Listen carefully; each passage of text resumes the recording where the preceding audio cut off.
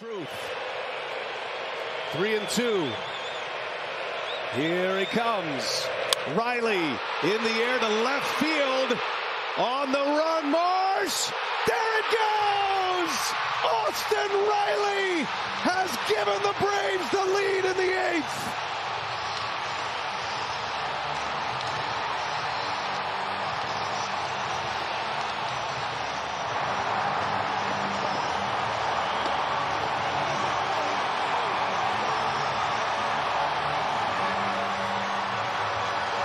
Iglesias gets rid of it quickly. Most closers don't.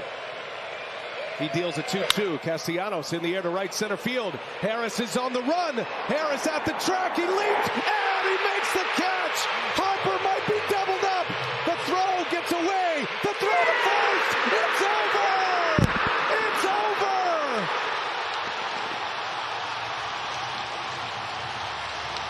Harper never takes.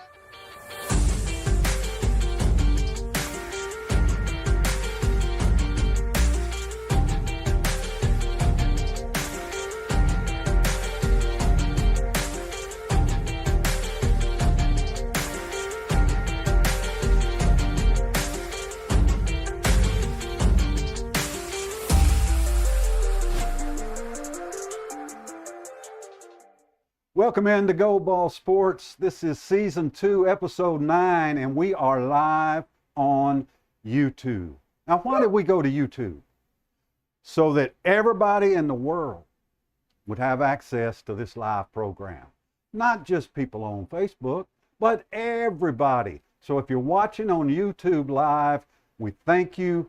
Go down and click that subscribe button, and we look forward to you being here every week. You know, we watched those clips of the Braves' big win the other night to come back against the Phillies, tie that series at 1 game apiece.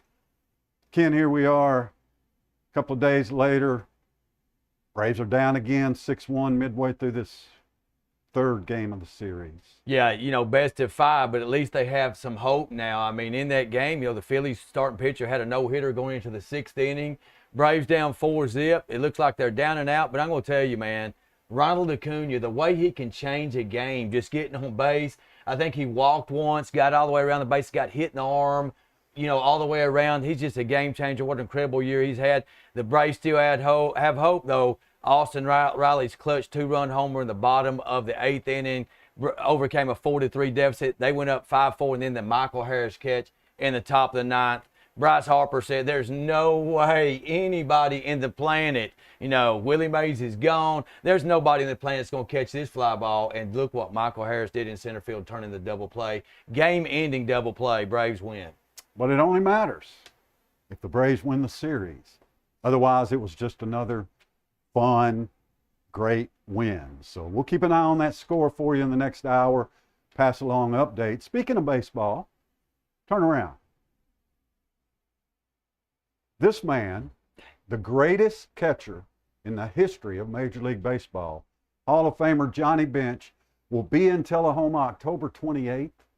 You can get yourself a ticket by talking to any Tullahoma softball player, Tullahoma baseball player, any member of the Tullahoma Sports Council can get you a ticket for Saturday night, October 28th, Johnny Bench coming to Tullahoma. You excited? Oh, yeah, man. You know, one of the greatest, probably the greatest catcher in Major League Baseball history. You know, key performer on the Big Red Machine that I grew up watching, you know, along with Pete Rose and David Concepcion, Tony Perez, all those guys, Ken Griffey. You know, won the 75 and 76 World Series. Some folks, Scott, call that the greatest team that ever was, the 1975 and 6 Cincinnati Reds. I don't know about it, but they were pretty good. They were big. They were red, and they were definitely a machine. Yeah. All right, we're on our way on YouTube. Let's talk a little high school football. Tullahoma beats Warren County 37-0. And we're going to talk a little more about the stats and that sort of thing, Ken. But very impressive win by Tullahoma over a bad Warren County team. Yeah, you know, we talked about, you know, pregame, you know, Tullahoma needed to dominate in all 3 phases, Scott, and they did that certainly defensively. the defensive ends in the game. Ezra Myers and Jalen Hill, they chased the quarterback all night long for Warren County. The offense, they built up a 30-zip halftime lead, and certainly special teams. We get another long field goal out of our great kicker, Grant Chadwick, and Tullahoma just steamrolled Warren County in every phase of the game Friday night, just as that we knew they would. Let me tell you about a situation Warren County's got going. Remember their quarterback, Swallows? Mm-hmm. His father is the superintendent of Warren County school system, the superintendent of the Warren County school system. And he's the quarterback coach on that Pioneer team. Oh, wow. How's he doing?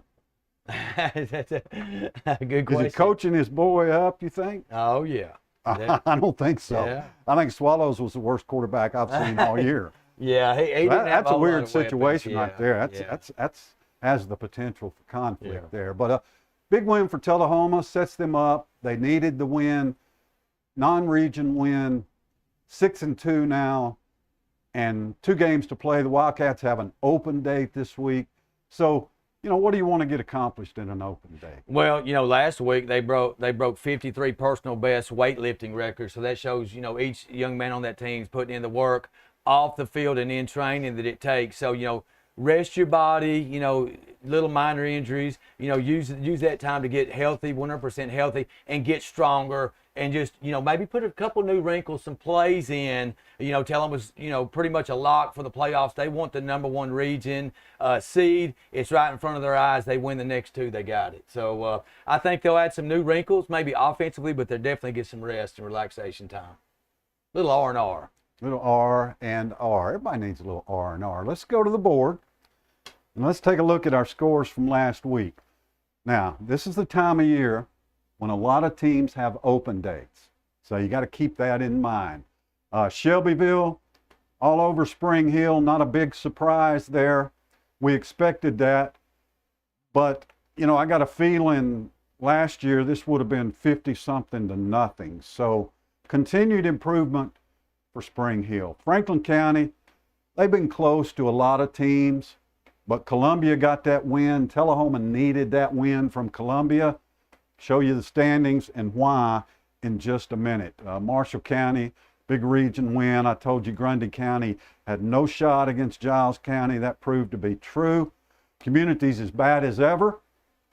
And Moore County, big region win over Collinwood here in Region 5 1A. That pretty much clinches that region championship for Moore County. Collinwood's likely going to finish second. And look at the Huntland Hornets. They got their 2nd win of the year.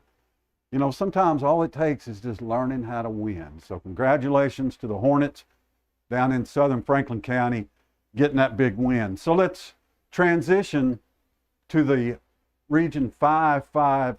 No, let's transition to the poll. Good deal. Tennessee High School football poll, the South Central Tennessee High School football poll. It changed very little from last week, only right down here, okay, because we're running out of teams with decent records.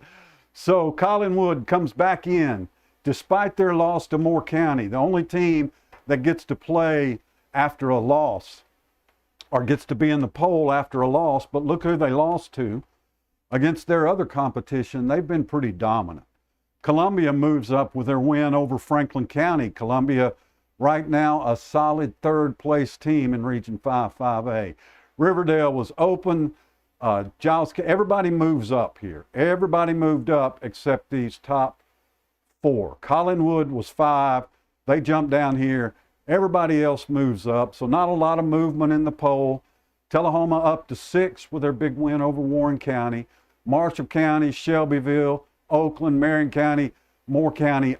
Those teams are in 5 different classifications: 4A, 5A, 6A, 2A, 1A. And they're all in the state's top 10 in their classification. Yes, Shelbyville is a top 10 team. Tullahoma is getting votes. So that's a look at your poll. We got a couple more weeks of the poll, and then we'll be done with that. Region 5-5A standings, very little change here, as a lot of teams had open records. Shelbyville and Tullahoma still on this collision course for week 11. The only thing that can change that, being for the region championship, would be a Tullahoma loss to Spring Hill. Tullahoma was to lose to Spring Hill, all these teams get back in the running for second place. Remember, Franklin County with 3 losses, Tullahoma with 1. Tullahoma loses its last 2. Franklin County jumps over the Wildcats, and one of these 2 teams is probably going to end up with 2 losses, and they might jump over the Wildcats. Tullahoma basically with a playoff spot clinched, but really what they've got clinched is 4th place. So got to beat Spring Hill to set this up. These teams, they're still playing each other, and they're going to decide this bottom row here. Spring Hill's already eliminated. Here's the matchup. Tullahoma's got to win. Shelbyville's got 2 games before they get matched up. So theoretically, technically, Shelbyville could lose both of those. Tullahoma, could be in great shape. Still wouldn't clinch. If Shelbyville lost both of its games and Tullahoma beat Spring Hill, the Wildcats would still have to beat Shelbyville to win the region title. It's all about head-to-head. All right, what's on tap for this week? Well, not a lot. Again, a lot of teams have open dates. We're not even going to pick high school games this week because I don't see any especially competitive games. If they are going to be competitive, they're going to be competitive to see who's worse, not see who's better. Like this one, for instance. I don't know, 65-0. I'll go out and say that.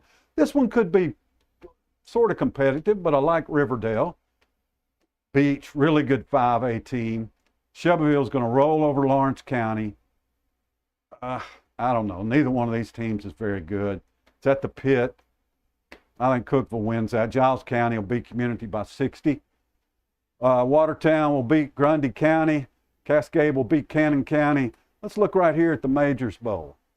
You see, when Johnny Majors was in the 8th grade at Moore County High School. Hi, Dave. Good to see you. How are you? Nice to see you. There you Nice go. to see you. Anytime you want to come back to me, it'd be good. Okay. So when Johnny Majors was an 8th grader, heading into the 9th grade, his father, Shirley Majors, was the head coach at Moore County High School. They're relatives, kinfolk. Shirley got hired by Huntland to be the head coach. Shirley Majors considered a traitor in Moore County to go to Huntland. Johnny stayed at Moore County and was a superstar as a freshman running back. And then the next year, Shirley said, I'm not playing against my boy. We all moving to Huntland. So Johnny spent the rest of his time at Huntland, went on to Tennessee, became All-American, finished second in Heisman voting, went on to coach, blah, blah, blah. But that's known as the Majors Bowl, and it will be closer, I don't know. A lot of times it's closer than the records would indicate, but Moore County's so good, they're liable to just roll big time. Sort of a shortened high school segment this week because so many teams were open last week, so many teams are open this week. Tullahoma doesn't have a game, so we're not going to pick high school games this week. What we're going to do is roll into hosts on a hot seat. And now we dive deep into the minds of our hosts, Ken Keller and Scott Chastain, as we play Hosts on a Hot Seat.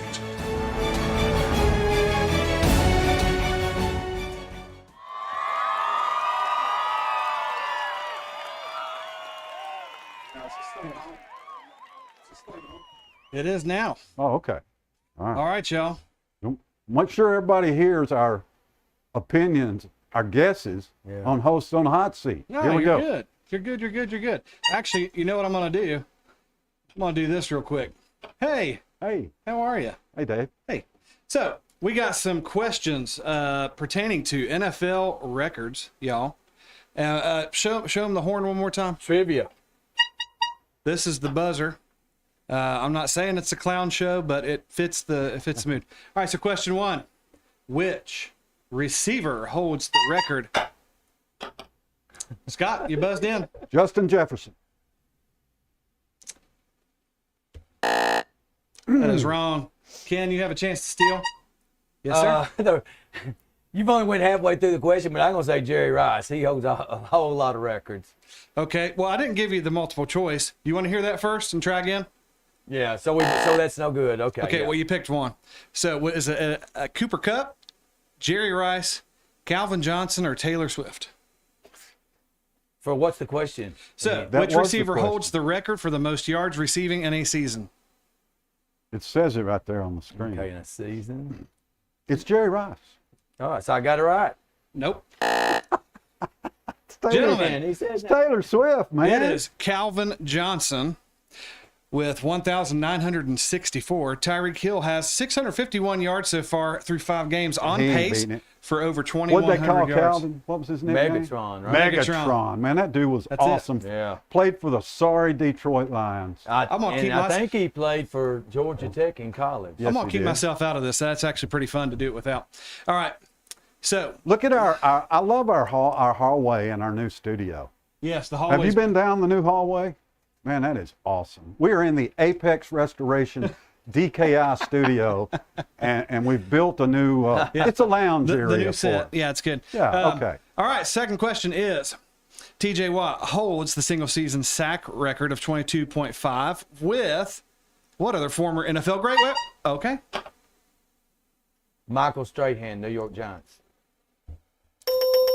You are correct, Ken. Hey, all right. You got yourself a point and you're on the board. Michael Now, Strahan. if you had a video of that sack on Brett Favre, we would all agree, and you remember, Favre gave him that sack. He did. Gave it to He him. did. Yeah. He did. He may have broke. It might have been. It was Derek Thomas's maybe that he broke. He gave him the 22nd. Oh, So- about the half. Yeah. So J.J. Watt actually has 2 seasons with 20-plus sacks. Yeah. So is there a player this season that you think can break that record? Reggie White. Reggie White could break it. Let's actually do this one more time. You're correct. All right, last question. Here we go. Which NFL team set a record by losing 26 games in a row? You did it. All right, Ken. That's going to be Leroy Selman and the Tampa Bay Buccaneers. 76. Coach John McKay. Yeah, 77, something like that. You are correct. The 76-77 Buccaneers. 26 games in a row. Now, for a bonus, who was the quarterback for the Bucs during that time? Go for it. I'm going to say Vinny Testaverde. That is wrong. Too quick. Too early. Yep. I got it. It's another Miami guy. Gino Torretta. That is.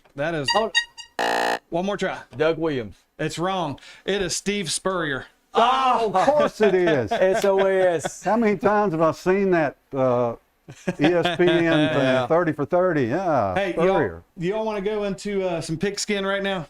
Hey, do it. I'm going to tell you, I love them old creamsicle Tampa Bay uniforms. I I do need to too. bring them back. I do too. As much as I love the Oilers Yep. uniforms. All right, y'all. We'll head into it. Here it comes. Get ready. Get ready. All right, it's college football segment time with Pigskin here. Let me get my SEC Nation Dr. Pepper sweatband on and my Tullahoma tea, Sun Drop, the best drink there is. Sun Drop. Made right here in Tullahoma, Tennessee, where we're filming. We'd tonight. love to have you as a permanent part of this program. That's right. Pace, you hear that? All right. All right, week 6 breakdown. Folks, we're halfway through the season in college football, and it's been spectacular so far. Who is going to rise to the top when all is said and done? This week, we had some good games. The CBS game this week, Alabama at Texas A&M, the game of the week. Alabama came in unbeaten. Both teams came in unbeaten in the conference. Alabama gets the big win, 26-20 over Texas A&M. Jalen Milroe, big football game for Alabama. A&M led at the half, 17-10. Alabama pulls it out Going away, the defense played spectacular. Watch out. Alabama's hitting their stride at the right time. Scott picked Alabama. I picked A&M in that one. So Scott got me on that one. Battle of the Tigers. Check out these logos. We got the black and gold Tigers against the purple and gold Tigers. This game was at Missouri. Missouri came in unbeaten at 5-0, and we told you folks last week here on Gold Ball Sports that Missouri and the Kentucky Wildcats were both headed for a fall. That's exactly what happened, as both of them lost last week. LSU put up 49 points for the second week in a row. They lost at Ole Miss. They win at Missouri 49-39. They're still in the SEC West race and currently in second place. Mississippi State had no problem with Western Michigan, non-conference game. Florida right here. The Florida Gators, in their last 8 games on the road, 1-7. This is the one they win right here under Billy Napier, 38-14. No problem with the Vanderbilt Commodores. This one here, I got to give, this is a blue horn. This is for Mike Stoops and the Kentucky Blue. 51-13. They got totally obliterated, beat down by the Georgia Bulldogs. No contest. Carson Beck, 389 pass yards. Georgia looked like a number 1 team on Saturday. Kentucky did not, although they remain in the top 25, which we'll look at in just a second. Ole Miss, Lane Kiffin and the Ole Miss Rebels win a close one, 27-20 at home over the Arkansas Razorbacks. Ole Miss still with just 1 loss in the SEC West. That was 2 weeks ago to Alabama, 24-10. So they're behind on the tiebreaker, but still alive in the SEC West. So that's the week 6 scores in the SEC. Now let's take a look at the top 25 poll. Boy, look at those beautiful colors. That's better than Pablo Picasso right there, man. I just love all these splendid colors. Let's start out with number 10 and work down. The USC Trojans. Consequences faced for the Trojans. They eke out a Pac-12 win, 43-41 against the Arizona Wildcats. They drop all the way to 10, but still unbeaten. They travel to South Bend to play Notre Dame this weekend. We'll pick that in our Golden Game segment at the end of the show. Texas Longhorns, same deal. Steve Sarkisian, Quinn Ewers get throttled by the Oklahoma Sooners, who move up to number 5 in this week's AP poll, 34-30. Great football game, instant classic right there. Red River Shootout will be moving to the SEC next year. And the Oklahoma Sooners have served notice. Hey, SEC, we're coming too. Alabama and Tennessee next year both go to play Brent Venables and the Oklahoma Sooners at Oklahoma next year. 7-8, the Oregon Ducks and the Washington Huskies. This game will be featured on our Golden Games, which we'll pick here at the end of the show. 7-8 going against each other in Seattle, Oregon. A great quarterback matchup in this game right here. Penn State just hanging here at number 6. Not moving for a close win against teams, not moving up. Either way, just hitting there at 6, waiting their time. They play Ohio State. They travel to Ohio State next week. We'll pick that as a Golden Game segment, featured matchup next week in the games. But Penn State just sitting at 6 with James Franklin's Nittany Lions right here. Here's your top 5 this week, according to the AP voters. Oklahoma make the biggest move in the entire poll, moving up to number 5 with that complete win. Really a great goal line stand by the Oklahoma Sooners in the fourth quarter of that game. Texas had the ball on the 1-yard line. They run it 3 times, no yards, throw a pass and stopped a half yard short. You see the Brent Venables effect taking course. We knew they would have a good defense, but what the Sooners did, they reversed a 49-0 loss against Texas last year. What a turnaround in one season. My number 1 team in college football is still the Florida State Seminoles. The posters have them at 4, Ohio State 3, Michigan 2, and Georgia 1. So my AP top 5, I don't have a graphic for this, but Florida State's my number 1 team this week. Georgia is number 2, Ohio State number 3. I've got Oregon 4 and Oklahoma at 5. So that's my top 5. Going quickly, 11 through 20. I really want to feature a couple teams here. The first one being Alabama. Alabama may have hit their stride. It was a do-or-die game for them against Texas A&M, Scott. They had to have that win. Hostile environment. Jalen Milroe played his best game of his career, and Alabama pulls out the win. Then you have Ole Miss Even though they lost at Alabama 2 weeks ago, they're an SEC team featured at number 13. They've only lost one football game. So they have college football playoff aspirations, as does the Tennessee Vols. Tennessee has 2 very difficult games coming up in consecutive weeks. They play Alabama in 2 weeks, but they've got Texas A&M, who's not ranked in the top 25. But don't be fooled, folks. Texas A&M at 2 losses, still a very good football team. Two difficult games in a row. Yes. They got 5 difficult games in a row. They got Texas A&M. They got Alabama. Yeah. They got Missouri. They got Georgia. They got Kentucky. There you go. Yeah, that's a great point. And none of them teams lost more than 1 game. That's right. And for these other games to matter, Tennessee really has to win this one this week. They've got to win out every week, just like Alabama does. They've got 1 loss. Tennessee does. Both them teams can make the college football playoffs if they win out. They will if they win out. Tennessee's got Georgia the 18th, but lots of work for them to do before then, Scott. You're exactly right. And then I'm looking at these ACC schools. Really, if the Pac-12 is littered with top 25 teams, so is the ACC. You've got North Carolina still unbeaten. You've got Louisville. How about Louisville? 33-20 over Notre Dame. They knocked Notre Dame out. Now Notre Dame has 2 losses. They got a big matchup this week. But Louisville Cardinals, how about that win for them? We got some Pac-12 teams here. Duke Blue Devils still hanging at 17. UCLA, Troy Aikman's old team, Washington State, Tennessee Vols. We're going to feature that game against A&M on our Golden Game segment. And finishing out the top 25, Kentucky drops to 24. You get beat by 38 points and you get to stay in the top 25. I don't know about. You lose a game like this team lost, which we're going to talk about a little more in a minute. Yeah. And you stay in the top 25. That's right. That's right. There's no U in kneel down. We'll get to that in a minute. So that's my top 25 poll. So let's take a quick snapshot at the SEC TV games coming up for this Saturday. So, folks, get your grill out, plan it up. I love this beautiful picture. It's got the game times, the networks they're on.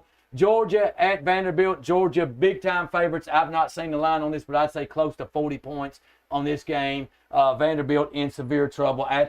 Georgia Bulldog fans will take over Nashville.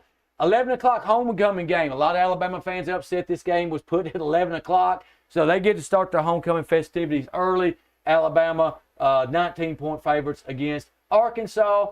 It's always a good, hard-hitting game. That's going to be a good football game.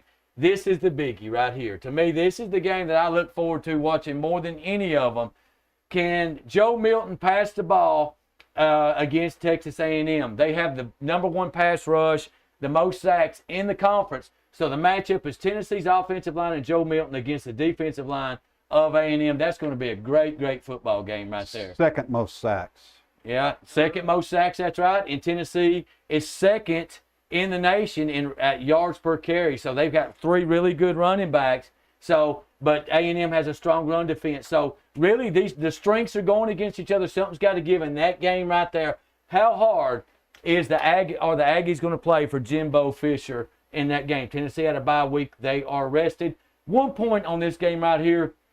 The Tennessee Vols have won 12 straight home games. A&M has lost 7 straight road games. Something's got to give right there, 12-7 in different directions. Right here is Cocktober in South Carolina.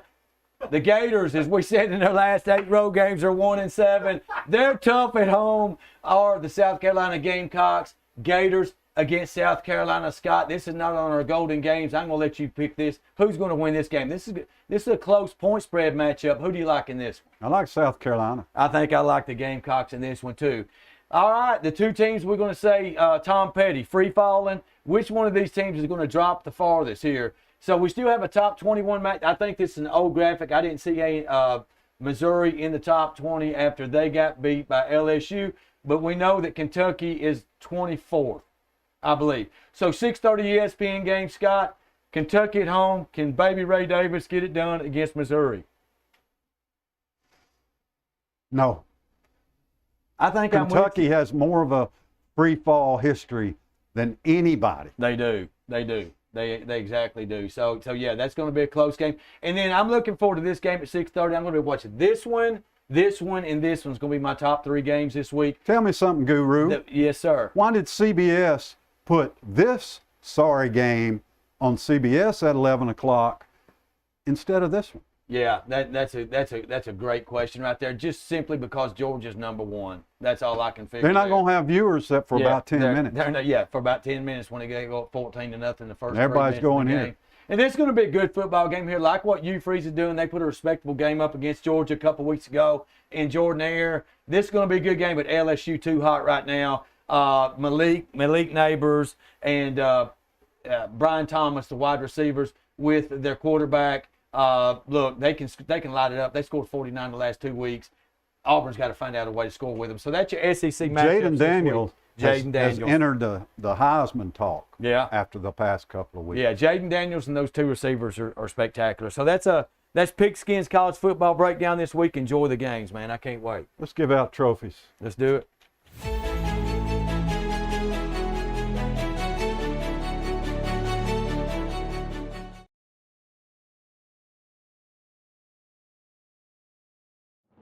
Gold Ball Sports, where participation trophies simply don't cut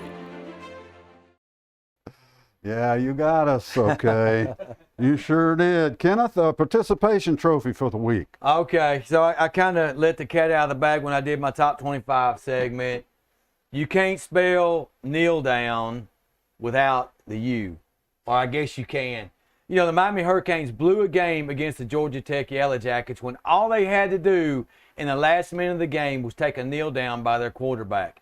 Instead, they hand the ball to a running back. He's hit on a dive play up the middle, fumbles it, and then Haynes King for the Georgia Tech Yellow Jackets tossed a touchdown pass to beat the Miami Hurricanes, and they snatched victory from the jaws of defeat, 23-20, a demoralizing, grueling loss for the for Mario Cristobal. So Mario Cristobal and the Miami Hurricanes, Michael Irvin, all you former Hurricanes, all of you deserve this trophy. You got to take a kneel down right there, folks. Bad coaching. Terrible coaching. Bad coaching. We have a new trophy. Oh, we do? New Wait a trophy minute. up. Shut it. All right. That's important. That's important. My participation trophy goes to an unknown photographer, a hard worker, standing on the sidelines, getting the best shot. Yeah. Standing on the sideline, getting the best shot. Sometimes that means taking the best shot. Yeah. Oh, watch it. Watch this. It hits the ground. Oh, and then a quick. Sometimes hitting the ground actually causes a ball to go faster. Oh, mercy.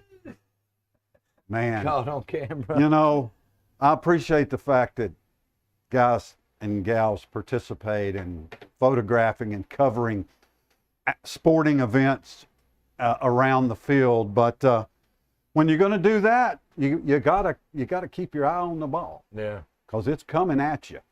All right, Dave. Yeah. Let's hear some wisdom about the NFL.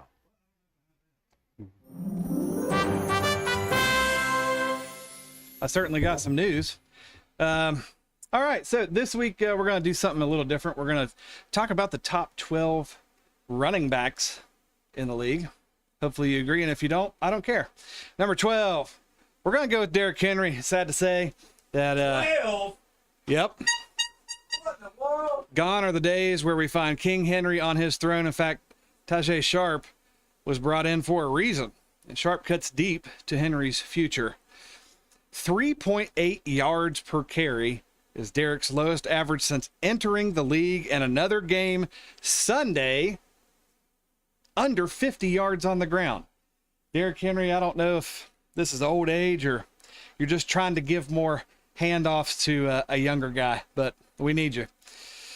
Number 11, Brian Robinson for the Commanders. Brian Robinson was supposed to be the Commanders' hope to playing decent football. Whoops.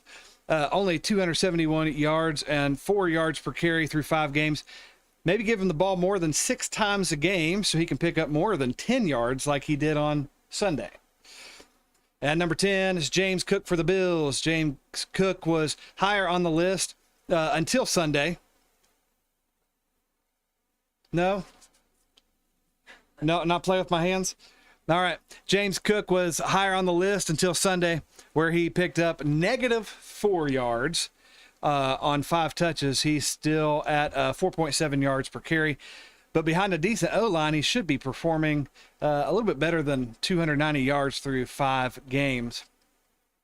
At number 9 is the Falcons' Bijan Robinson. Rookie Bijan was supposed to be an offensive Rookie of the Year candidate preseason, but there's still 12 more games left in the Falcons season. 5.4 yards per carry, and that is on 364 yards on the ground.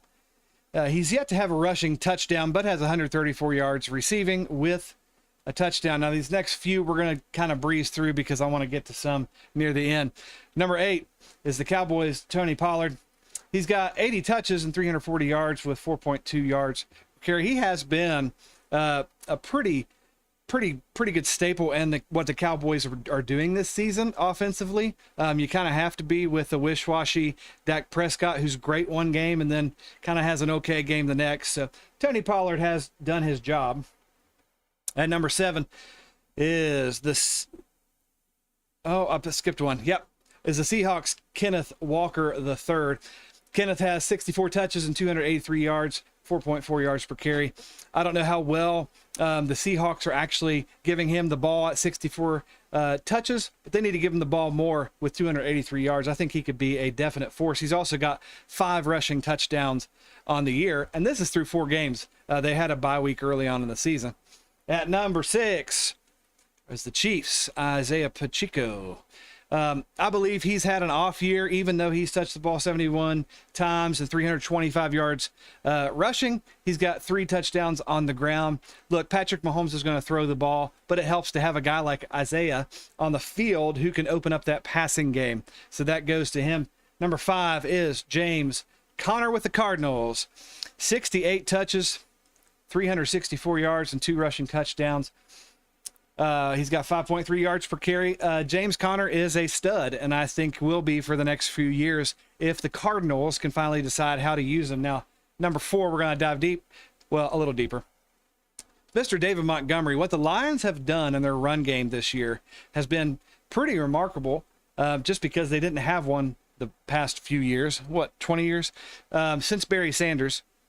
82 touches, 371 yards, 6 rushing touchdowns, averaging 4.5 yards per carry. David Montgomery holds the brunt of the carries for the 2 between him and Jahmyr Gibbs, but I look for David Montgomery to be that solid guy as he has been this whole season. Now we dive into number 3, Devon Achane.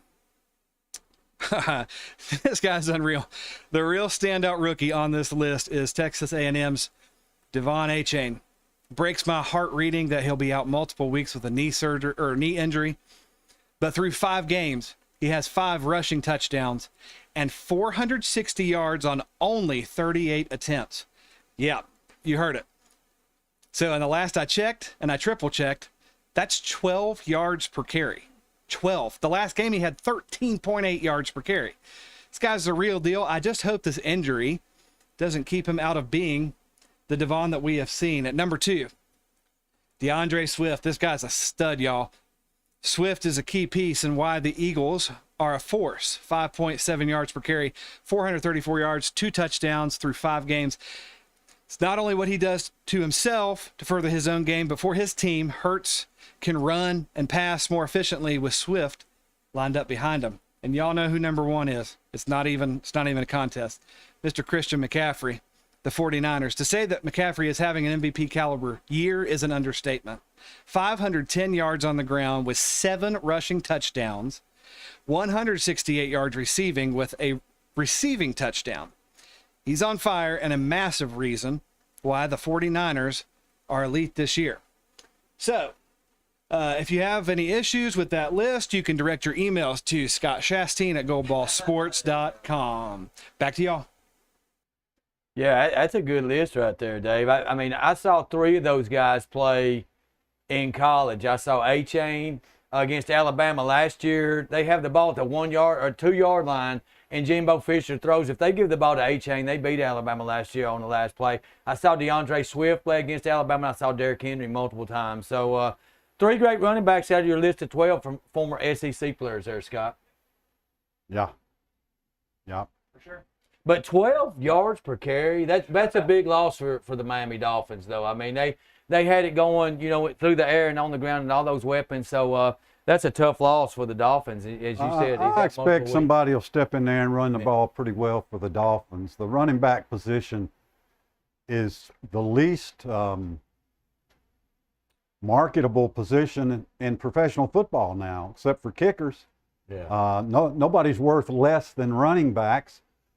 They just come and go. But James Conner's my guy. Overcome cancer, lymphoma at Pittsburgh. And really like James Conner. He's just a remarkable story. All right. And McCaffrey gets another touchdown. So now he's got 14 games in a row as they demolished the Cowboys. My Cowboys 42-10. I'll give you $20 if McCaffrey wins the MVP. So let's go to the podium, shall we?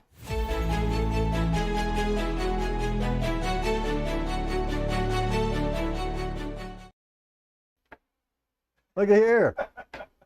By the way, have you noticed Dave's ticker that was going at the bottom during that segment? Nice. That is phenomenal. Okay?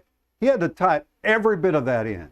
Yeah. It's not like we got that from somewhere. Oh, That's wow. an original ticker. A labor of love. A labor of love, Great said job. his employer.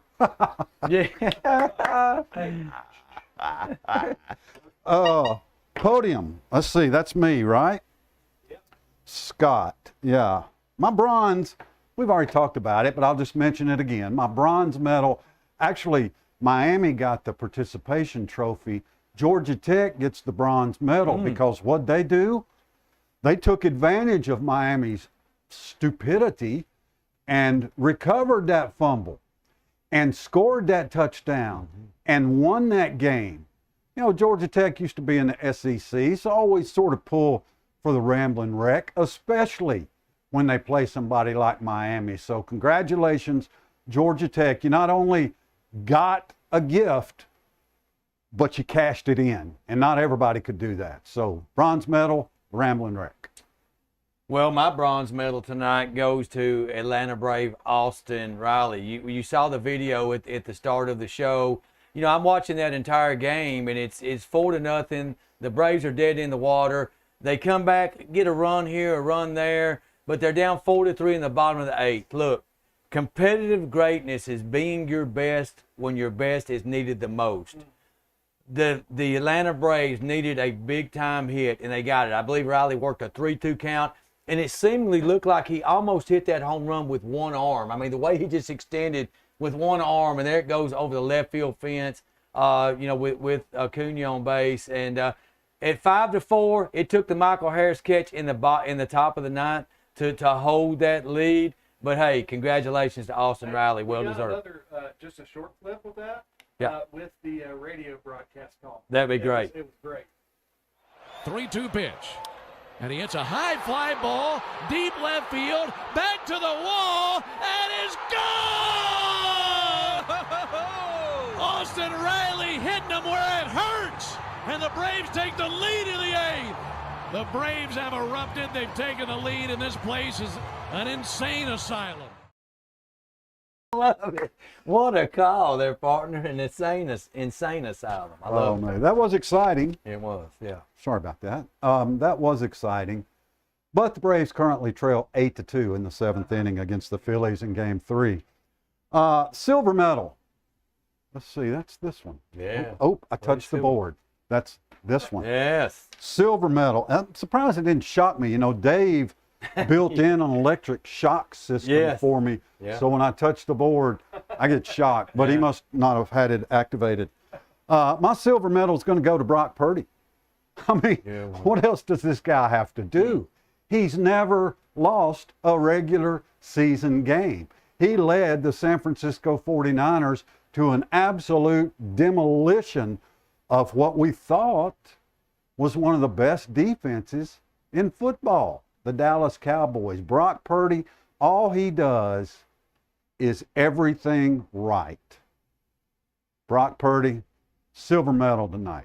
Yeah, guy looks a little bit like Joe Montana. 72% completion percentage, 0 interceptions on the year. And no facial hair. Yeah, he made. I mean, not even one little.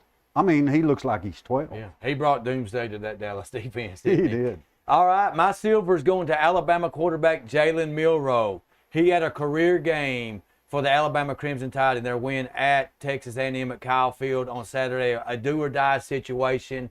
He goes 21 for 33 passing, 321 yards, and 3 touchdowns for Jalen Milroe in a game they could not run the football against that stout Aggie defense. So I've been very critical of Jalen Milroe since last year when he played against Texas A&M. Congratulations, Jalen. You deserve the silver medal here on Gold Ball Sports. You played a great football game and led out your team to victory. More product placement. That's what this is called, product placement. Usually you get paid for this. We're trying to. Ascend Federal Credit Union, that's where I do my banking. There you go, man. All right, my gold medal goes to the Tullahoma Wildcat defense, and that's the gold medal. That's the prize. That's the biggie. You think this team doesn't deserve a gold medal? How about these stats? The Warren County Pioneers ran 26 plays against Tullahoma Friday night. Half of those plays were for negative yardage. 13 plays for negative yardage. Tullahoma's defense held Warren County's running game to minus 24 yards. Let me rephrase that. Total offense completely, passing and running, minus 24 yards. Come on, baby. It's pitiful. 26 plays, minus 24 yards. It's not pitiful. It's great. What a great effort by Tullahoma's defense. All 3 levels. Warren County never had a shot, and negative 24 yards in 26 plays. Half the plays for minus yardage. I've been keeping stats in high school football for 40 years. I have never seen anything like that. Domination. Yeah. Gold medal, Wildcat defense, congratulations. All right, my gold medal flips back to college football, and it goes to the Oklahoma Sooners. What a performance. Rivalry game against the Texas Longhorns, and they win it 34-30. We talked about the Brent Venables factor. The defense, the very first series of the game, Quinn Ewers is intercepted by that Oklahoma defense. The second half, the first possession, Oklahoma intercepts Ewers again, and then they have that fourth quarter goal line stand to hold the game at bay for the Sooners, and their quarterback, Dylan Gabriel, was absolutely fantastic.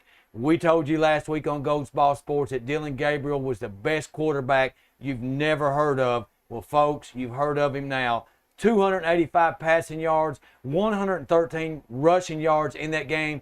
This guy willed the Sooners to victory, and I'm telling you, he looked a lot like Tim Tebow to me in his intangibles and the way that he carried that football team and the charisma that he exemplified on that football field.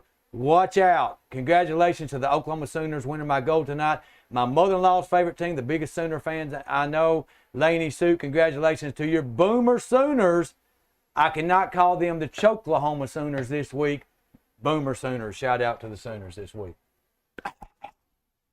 All right. We've got games to pick. Let's get to it.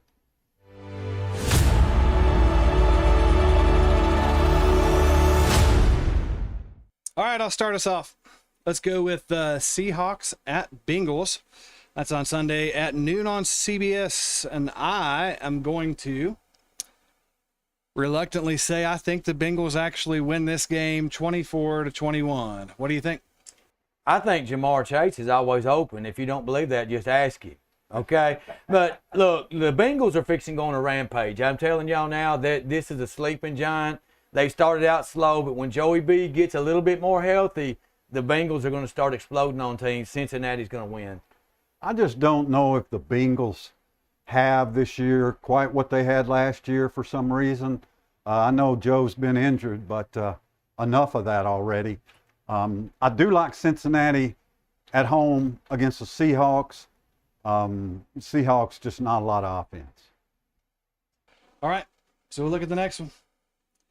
Cowboys at Chargers, and that's the Monday night football game, 7:15 on ESPN. I'm going to pick the Cowboys in this one. I like their chances. I don't think the Chargers have a good enough defense, which means offense, which means the Cowboys defense is going to shine again. I pick Cowboys 17, Chargers 7. What do you think? I think this is going to be a high-scoring game. I think both teams are going to get in the 30s.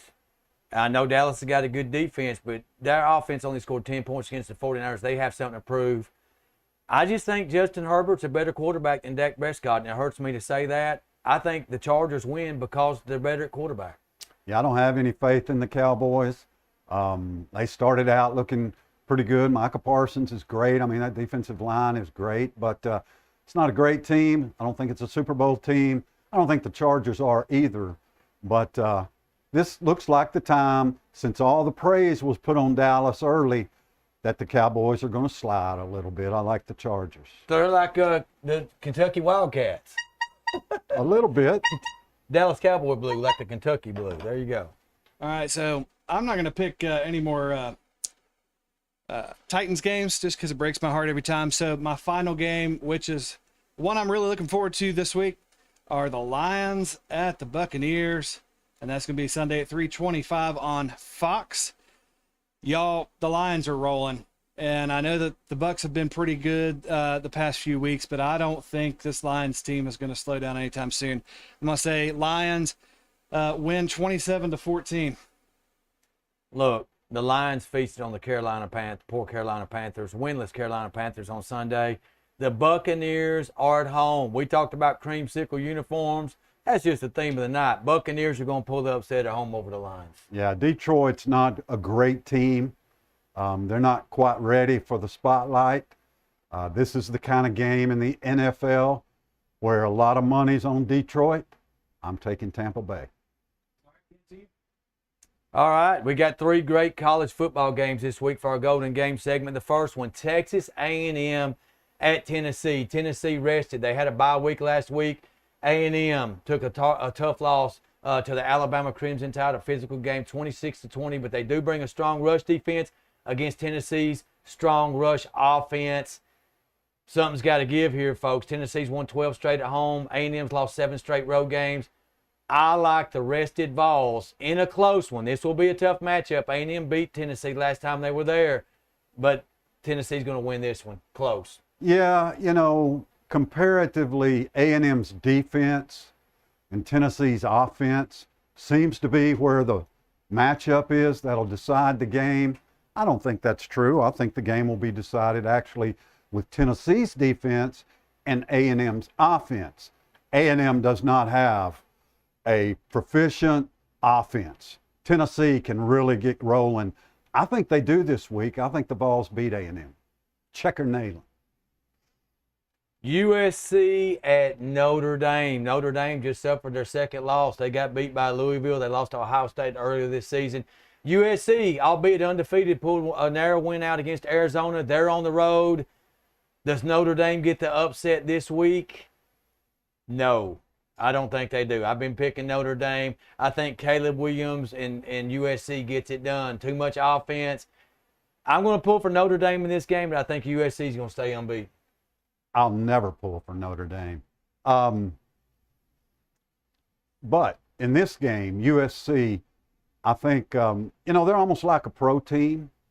So they play to their level of competition. And their level of competition pretty high this week at Notre Dame.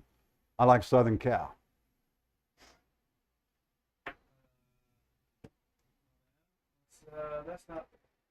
We've got one more. I'll just call it out. How about Oregon at Washington? We got 7 and 8 in our AP Top 25 poll, so a top 10 matchup. This is going to be great when Bo Nix for Oregon against Michael Penix, the quarterback for the Washington Huskies. Washington is at home. This is going to be a great football game. I'm going to take Oregon on the road in this one to beat the Huskies. By the way, for the record, all our times are central. They will always be central because that's where we are. I like Washington at home. I really like Michael Penix Jr. He's just phenomenal. I think the Husky, nobody knows. Nobody sees these teams unless you stay up till midnight on Saturday night. So a good chance to see them in the afternoon. I like the Huskies at home. All right, 2-minute warning time. 2-minute warning. All right, y'all. I'll start. Let's do this. All right. I'm a dad to 3 of the best boys I could have ever hoped for. Taught them things in life that I'm proud that they know. Most important, I'll say to them, every action has, and they'll answer, has a consequence. This is an important thing to know, maybe the most important thing to know in life. And when we're faced with big decisions, this statement becomes obviously who you marry, the job you take, etc. Those decisions, they have consequences. Whether good or bad, you will face a consequence with every action. What about the smaller choices? Seemingly menial decisions. Well, they too hold consequences. My point, I'm sure glad you asked. Some of us are living like our choices, how we live and conduct our lives, have no consequence. We traverse our days only thinking of ourselves without any regard for others, our bodies, our minds, ultimately our souls. Call it preaching if you want. My friends, you're going to answer to someone, whether it's in this life or after you've taken your final breath. The question is, will you hear I'm disappointed or well done? Wise man says on a weekly basis, be good to each other. This isn't some catchphrase or cute little sign off. Y'all take this to heart. He says it with a purpose. It has a meaning. Be good to each other. And I say all this because your actions have. Come on, kids. Your actions have consequences. All right, Jack. Kenjamin.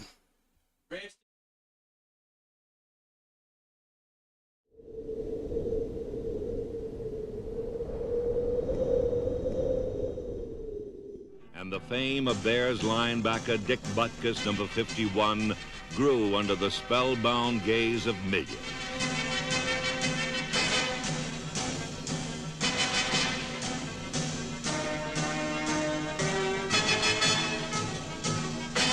For 9 seasons, Butkus played with a bloody rage worthy of a Hollywood horror show. I don't go to the movies too often, but one particular movie that stands out in mind was with Betty Davis. I think it was Hush Hush Sweet Charlotte. I got a kind of a charge when that head come rolling down the stairs. I kind of like to sit there and watch it and see things happen and maybe project those things happening on a football field and not to me.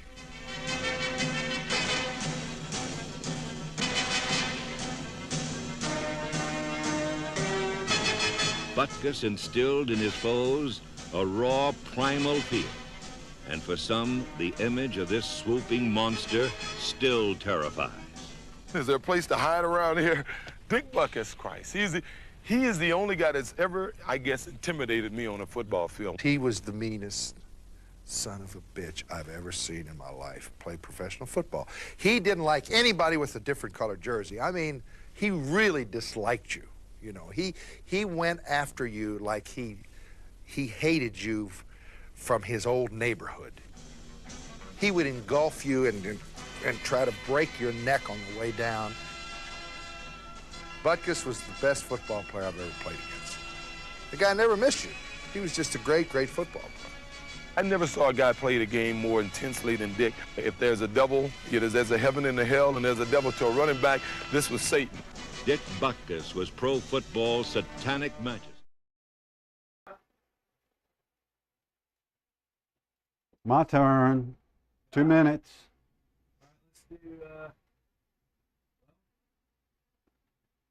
You're going to shut me out this week.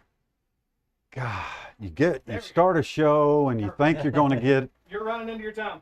That's okay. Man, what a time for linebackers it was back in the 60s and 70s with Jack Ham and Jack Lambert with the Steelers, Dick Butkus, Tommy Nobis, all these great middle linebackers. You know, this has been such a weird week, and I appreciate Dave's comments. And I think for all of us this week, it's been a time of a little bit of reflection. This is a sports show, and we're all about talking about sports, but, you know, sometimes life shows up, and I always feel compelled to speak on that for some reason, as if anybody really cares what I have to say. But, you know, when I watch the events taking place in the world today, it's shocking, the atrocities that people are committing in the name of God. What's even more shocking to me is watching universities and some major cities in America with large groups of people gathering in support of Hamas and the Palestinians. Now, you know, I'm all about some free speech. I really am. And they've got a right to get up there and do that. But they really need to think about what they're supporting. I hope and pray that this thing doesn't spread to our country. But this is a warning, and I've only got 2 minutes. So don't be surprised if it does. And if it does, I suggest that you prepare to defend yourself. All right, that's going to do it for our first episode of Go Ball Sports Live on YouTube. Again, hit that subscribe button. We need subscribers. You can still follow us on Facebook and X at Go Ball Sports, but the show is now coming out of YouTube. So subscribe to that. It'll be on all week. Watch it multiple times. Send the link everywhere in the world. We appreciate you tuning in. For Dave Myers and Ken Keller, I'm Scott Chastain. Be good to each other.